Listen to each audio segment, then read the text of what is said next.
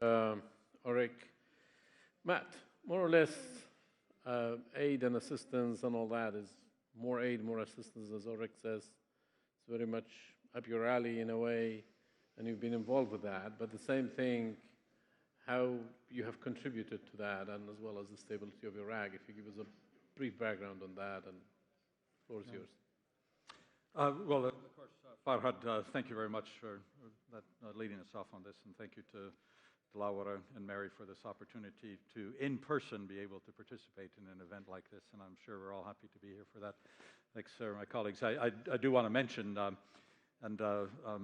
joining, of course, the absence of women on this panel, but I'm very, very happy that I'm joined here today, our Deputy Assistant Secretary of State, Jen Gavito, who is here, and will be participating in one of the panels tomorrow. For the United States, of course, we're very proud that at the most senior levels of our government and in the State Department, we have women who are representing the U.S. point of view. The issues, of course, what I thought I'd do is begin with sort of the broader strategic objectives of the U.S. is how we see this, and focusing on the portion of this that talks about opportunities. As many of you know, we have a strategic framework agreement in place that lays out the roadmap for U.S.-Iraqi bilateral relationship. It's been in place since we signed it in 2008. The pillars of engagement under the strategic framework agreement cover broad areas of cooperation in subjects like public health, like environment. Recently, through COVAX, we were able to contribute over 500,000 doses of the Pfizer vaccine to the Ministry of Health. In humanitarian affairs, we recently announced an additional $155 million in contributions to Iraq to deal specifically with areas of shelter, healthcare, food, water, hygiene services for some of the most vulnerable populations within Iraq. The Biden administration has prioritized very much issues of clean energy, climate change, and then, of course, this is so important for Iraq and the particular challenges that this country and region face when we talk about water shortages, proper use of those resources. And we're working side by side with Iraqi counterparts on dealing with adapting to climate change, mitigating the impacts, creating governance capacity to deal with what we might be looking at globally in the decades to come. And for Iraq, of course, reducing gas flaring, which is a major contributor to climate change. And then, of course, Iraq has great potential, which we hope to partner with in developing new and clean renewable sources of energy. On the economic cooperation front, through the U.S. International Development Finance Corporation, we continue efforts to invest, and up to $1 billion set aside right now to boost private sector activity in Iraq, and this directly contributes to job creation. Something we can all relate to, particularly now, given the events of this month, is the Strategic Framework Agreement actually encompasses and structures cooperation on human rights and elections. The United States provided nearly $10 million to UNAMI to conduct its activities in monitoring this recent election, as well as additional assistance that we provided to UNAMI for the technical support that it provided to IHEC, and separately through the International Federation for Electoral Systems. The United States contributed to technical support for IHEC, and giving the Iraqi people this remarkable opportunity that we saw earlier this month to express their preferences in terms of governance and representatives. I think we can all join in thanking UNAMI, Janine, who is unable to be with us at this time, but their support for this election, their deployment of monitors. Likewise, the EU in that role. I think we all recognize that this was an important part of bolstering what still is, not only for Iraq, but really for this region, an extraordinary signal that democracy can work, can prevail, can thrive here in this region. With the international community's support, I do want to acknowledge that IHEC in this election was able to conduct what many experts now are describing as the most technically sound, most transparent election that's been held in Iraq's history. We have, of course, seen threats after the election, some of those directed against those who enabled the elections. And this type of threat is just plainly unacceptable. It must be rejected by all parties. And in a way, of course, it demonstrates the weakness of those who are unable to demonstrate to the Iraqi people that as political parties or actors that they intend to or are unable to deliver on what really matters to the Iraqi people, which in my estimation is jobs, stability, electricity, services, education, healthcare.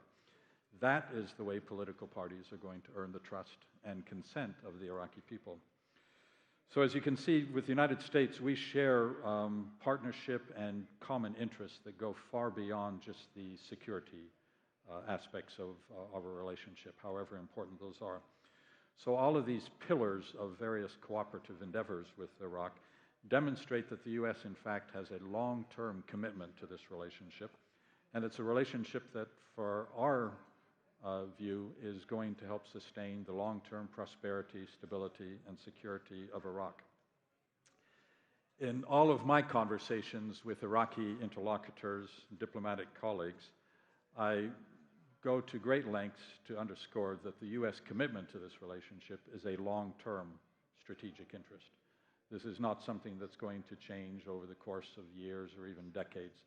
The United States has a commitment to the security of the Middle East, and we see the security of the Middle East in many respects hinging on an Iraqi state that is a strong, stable state governed by institutions and rule of law. So our partnership with Iraq benefits not only the Iraqi people and the prosperity and security of Iraq, but we believe also the prosperity and security of the entire region. Last month at the United Nations General Assembly, President Biden challenged global leaders to do more together to see what we can do to seek peace and security for all the people of the Middle East. And for us, attending and participating in this forum, this type of event, is part of that endeavor. We believe the Iraqi people deserve the right to express their will and form their government without external interference. The United States seeks regional stability through partnership with strong partners, governments, including, of course, a sovereign Iraq that can defend itself against internal and external threats. And we're committed to remaining a solid partner over the coming decades with Iraq. This is a long-term relationship. So with that, I'll end my comments. Look forward to hearing both the comments of other colleagues and, of course, questions from those in the audience. Thank you. Thank you. Matt, you have a... Yeah, well, of course, and I know in the interest of time, I'll really try to tick through these quickly, sort of in the order, yeah. And I know we're already out of time. With respect to the attacks in Erbil Airport, and in fact, I believe 8 or 9 attacks in the Kurdish region since January of this year, a new phenomenon. I'll be frank, we know that the munitions used in these attacks, the groups that conduct them, the support that they receive emanates from Iran. And this goes to the problem of Iran's so-called regional policy. We're not seeking to sever a relationship between Iran and Iraq. There should be a healthy, normal relationship, but a healthy, normal relationship between states depends on respect for sovereignty. It's unacceptable that any state in this region or any other region of the world tries to exert its influence in a neighboring state by supporting armed groups that operate outside the control of the government. Iraq needs to find a way to control this. I think there's a message intended when these attacks are conducted in the Kurdish region. You can all go through what those various messages might be. While they may claim that they're directed against U.S. Foreign force presence in the Kurdish region, I think, in fact, the real target of these attacks is against the Kurdish regional government, against the Iraqi state and its institutions. And they need to be understood as that is what is going on, and so they need to be dealt with in that context. I'll say, of course, I welcome the question about our support for the PESH. We're actually right now marking 30 years since the U.S. in 2001 implemented our Operation Provide Comfort to address the persecution, the threat that the Kurdish people. So this is 30 years now where we have been present alongside our Kurdish partners, forming ultimately a Kurdish regional government with autonomy within the Iraqi federal state. That is not going to change. This is 30 years of commitment to this partnership. I understand, of course, and it's fair to ask about whether there are comparisons between U.S. interest in Iraq and Afghanistan. And I'd echo my colleagues in saying they're two very different countries. But I'd go even farther. The U.S. interest here in Iraq are very, very different than our interests that drew us into Afghanistan. And as I said in my opening remarks, our interest here in Iraq really are the hinge of our interest in a broader, successful, stable Middle East where conflicts are resolved.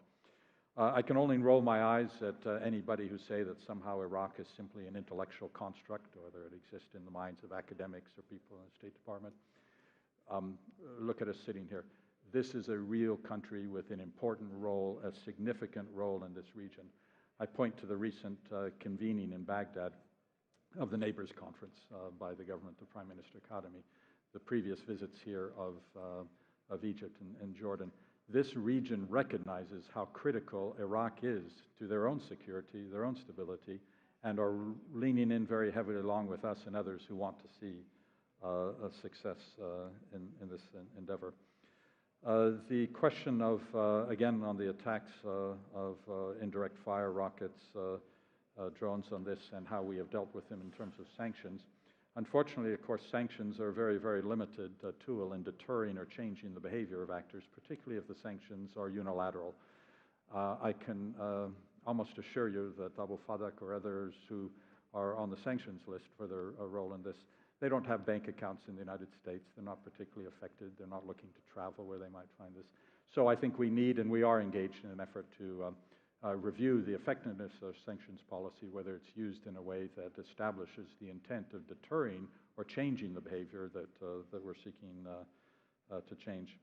Elections and youth, I'll simply say, I think that right now there are probably many young Iraqis who are saying, did we make the wrong decision in not participating in this election, in staying out of it? Because, in fact, what we've seen is those who did participate, and there was a surprising result of some of the parties that identified themselves with the Tishrini Reform Youth Movement.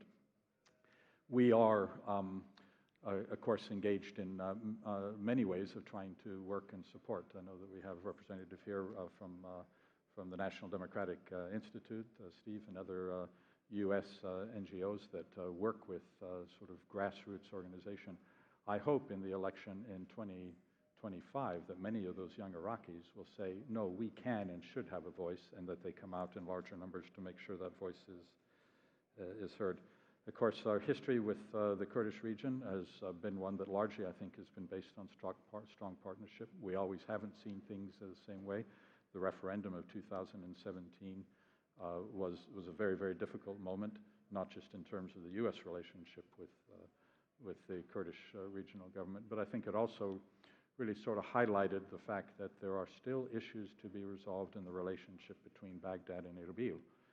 And reference was made to a New York Times editorial, and famously that then Senator Biden, along with Leslie Gelb, I think that's often misinterpreted in terms of what they were talking about or advocating. Ultimately, the nature of Iraq and its state and the way the various components of this remarkable country participate in a political process must be up to the Iraqi people and those people who have a stake, the greatest stake in the future of the country. I would say I think we all admire what has happened here over the last 30 years in the Kurdish region. Today, the Kurdish regional government, the Iraqi Kurdish region, many, many people in Iraq recognize that this is where they want to come if they want to invest in businesses, if they want to buy property. In fact, if they want to come for a vacation with the family, they come here to this region. That's a model, and we hope that that model is actually something that lifts the rest of the Iraqi state. I know I'll make that my concluding remarks for everybody. So, to all. And you did well to do that.